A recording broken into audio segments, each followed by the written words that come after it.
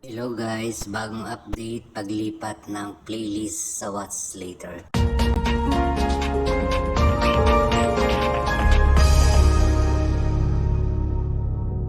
Pakikita ko sa inyo guys, syempre kuha muna tayo ng playlist.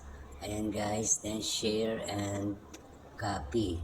Pag nakopy mo na yan guys, then punta na tayo sa ating Google Chrome.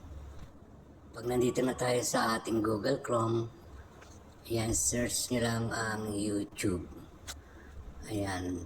Okay, search na natin yan guys, youtube.com.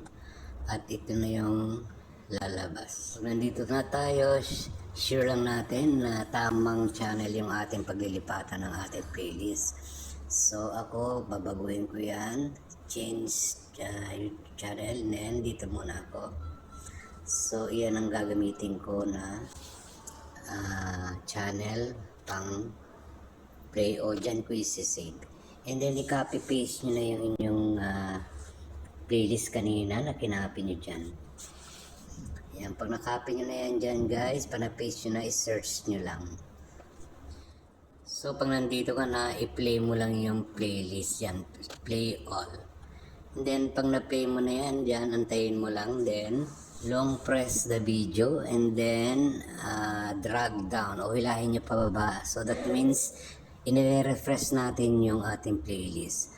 So pag na-refresh nyo na, merong panibagong link sa baba. Ayan yung may video sa baba. Then yung unang video sa taas, may tatlong dot sa gilid. Pindutin nyo yan.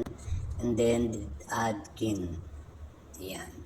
Pag na-add kin nyo yan guys, may lalabas na save dito sa link sa baba. Pindutin nyo lang yung save and then may lalabas na box. Ayan, save What's Later.